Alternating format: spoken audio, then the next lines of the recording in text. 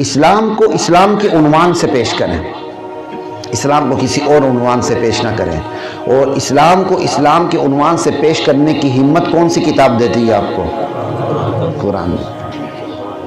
بخاری تک کی حدیثوں میں بات ہو جاتی ہے کہ یہ صحیح ہے، یہ ضعیف ہے۔ قرآن کی کسی آیت کے بارے میں ایسا کام ہو سکتا ہے؟ ممکن ہی نہیں۔ اسلام کو اسلام کے نام سے پیش کرنے کی ہمت یہ قرآن کریم آپ کو دیتا ہے،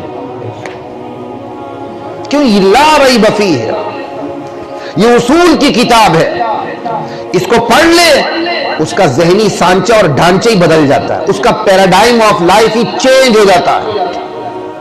کیوں؟ افمن یعلم انما انزل الیک من ربک الحق کمن هو اعمی، بھلا وہ شخص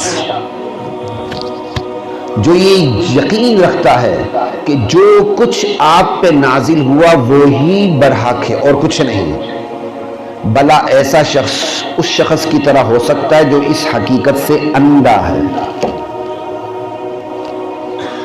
قرآن آپ کو یہ نعمت عطا کرتا ہے کہ میرے نبی کے سینے پر جو نازل ہوا وہی برحق ہے، اس کے علاوہ سچ نام کی کوئی چیز دنیا میں موجود نہیں ہے۔ قرآن یہ چیز، یہ یقین فراہم کرتا ہے آپ کو۔ یہ سورہ رعد ہے، ٹھیک ہے؟ انما یتذکر اولو الالباب۔ قرآن جب آپ کو یہ یقین فراہم کرتا ہے تو اس یقین کی فصل کیسے لگتی ہے؟ پورا رکوع اس یقین کی فصل ہے،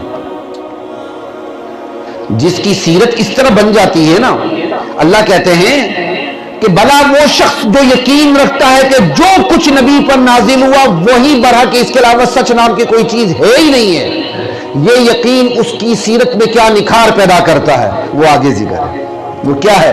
الذین یوفون بعہد اللہ۔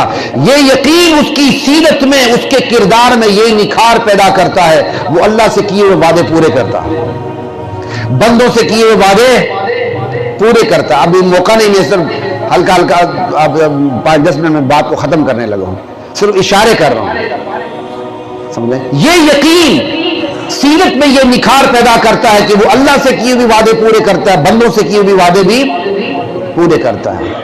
الذین یوفون بعہد اللہ ولا ينقضون المیثاق والذین یصلون ما امر اللہ بہ ان یوصل۔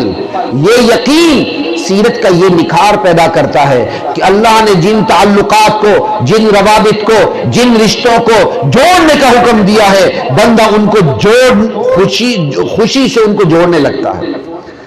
اللہ نے کہا والدین سے جوڑو، دوست احباب سے جوڑو، بہن بھائیوں سے جوڑو، معاشرے سے جوڑو، مسلمان سے جڑے۔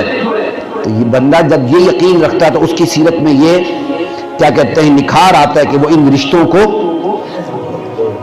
جوڑ دیتا ہے۔ سمجھ بات کی؟ یہ سیرت میں یہ نکھار پیدا ہو رہا ہے۔ والذین، اب جلدی میں بات بول رہی ہے، وہ آیت کون سی ہے؟ والذین یصلون ما امر اللہ بہ ان یوصل ویخشون ربہم۔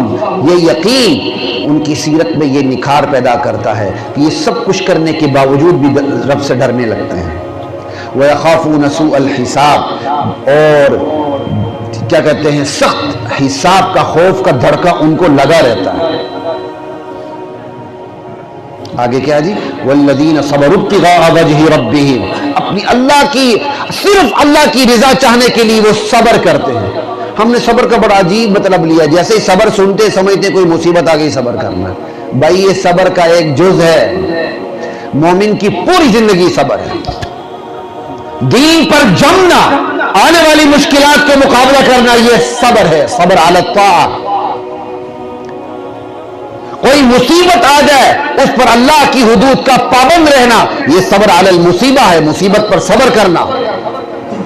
گناہ کے مواقع سامنے آ جائیں، بدکاری کے مواقع سامنے آ جائیں، حرام کمائی کے مواقع سامنے آ جائے، اور بندہ پوری قدرت رکھتا ہو کہ میں یہ گناہ کر سکتا ہوں، یہ حرام کما سکتا ہوں، یہ لوٹ مار کر سکتا ہوں، بہنوں کی میراث مار سکتا ہوں، یتیموں کا حق کھا سکتا ہوں، لیکن وہ اپنی خواہشات کو دبا کے حدود کا پابند رہ کے ان خواہشات کی طرف نہیں جاتا، یہ بھی صبر ہے، صبر عن المعصیہ۔